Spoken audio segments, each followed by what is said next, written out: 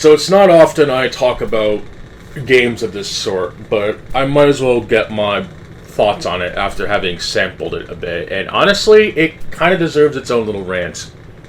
It's going to be a quickie rant because I don't really have much to say about it. This type of game really fucking annoys me, so let's just get into it. What the fuck is it called? SAEKO Gundam Mark III. SAEKO Giantess Dating Sim is the latest... Okay, I'm not going to call it slop, let's be honest. The game does have that unique visual filter, I guess, but it's the latest game to hit on Steam, I guess. I even saw it on a certain website, which if you watched me long enough, you probably know what site it is. And it's also on sale as I speak, but this is a game where you play as a Otokonoko. I probably mispronounced that, and before anyone gets on my case about that, it's something that is literally told to you a little bit early on in the game, and the game even pulls a Metal Gear Solid 2. If you know, you know. But anyway. This game's apparent problem, just going by the fact that this game kind of wants to disguise itself as a fetish game, which I know that people like to use the John Carmack quote about porno. First of all, that shit can legally no longer work with Doom when it's turned from a simple Mars Space Marine into a demigod taking on the likes of Cthulhu and whatever bullshit that new Doom wants to throw around now. And second of all, just because there is a H game out there does not mean that it can still be shit. I don't want to get too personal, but let's just say that there are actually bad H games, and it's not just because, oh my god, this fetish isn't for me.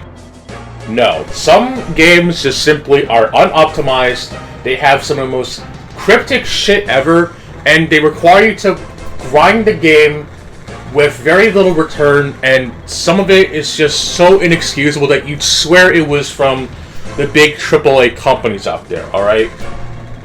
I know that's kind of a topic that may seem rather sporadic, but yes, there can exist bad H games, and it's not just because the developer or publisher are really shitty, though part of it can be due to that, but part of it is just because the game's design is just actually bad.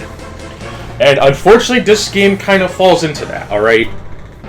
This game wants to have illusion of choice, which is a very big no-no when it comes to games like this, okay?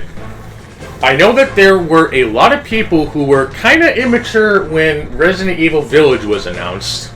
Oh, come on, like, you're gonna pretend that you weren't a proper scholar and a gentleman when Lady D was on screen. Sit the fuck down. Don't act like that bullshit meme that people use around. It's this one. I have no idea why people are so succumbed into, like, getting off to Giantess women, but then when it comes to the lollies and shit, we have to use buzzwords like pedophile now, and I can't believe that even such a word is generally acceptable, because, well, it's like saying bomb in a movie theater or whatever. It's just not proper yet. The internet is so conditioned to just call anyone a pedophile over nothing nowadays. It's just retarded, but I don't want to get too internet political, but I do know that even if this game may have that fetish appeal or not, this game's illusion of choice really just ruins the game for me. I understand that it's the developer, they can do whatever the hell they want. Whatever vision that they see fit is perfectly fine. It is not immune to criticism, like with every other game out there. And this game's biggest problem is that your choices don't really matter. Remember when everyone complained about Call of Duty Modern Warfare 2019 with that one part of the game that developers never shut up about?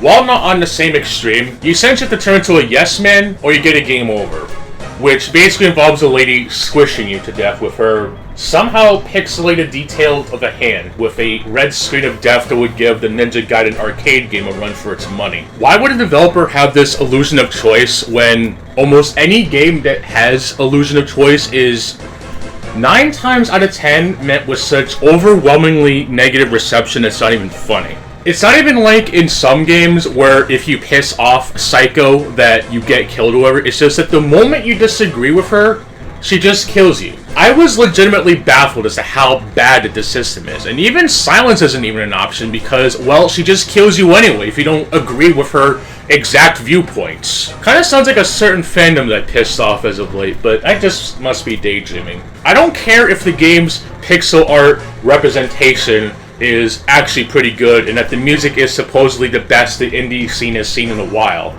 Its gameplay, if you want to call it that, just boils down to being able to save scum whenever because it wants to advertise itself as a visual novel. But then if you don't make the exact correct choices, you end up getting a game over. Not even Corpse Party is this restrictive, and that's like the one game that can like get away with the fucking anime aesthetic while being pretty damn effective at its horror genre. It's also been around for quite some time, so it hasn't been cancelled yet, but come on, dude. This is so fucking dumb. And I'm pretty sure even Corpse Party has more going for it than just its aesthetics to begin with. Like, this is just really dumb. So, yeah, this game is even worth the $15, and is it worth fapping to? Probably not. And look, I get that people like the Giantesses and shit. Even games like Darksiders 2 may have awoken people inside of it or something. But this is just a really poor way of handling it. So, yeah, this game is dumb. And I'm sure there's going to be people defending this because, oh my god, I said something negative about it. I'm just going to go fight Genoa in VR missions, special missions, integral, I guess, because this is just flame retardant bullshit.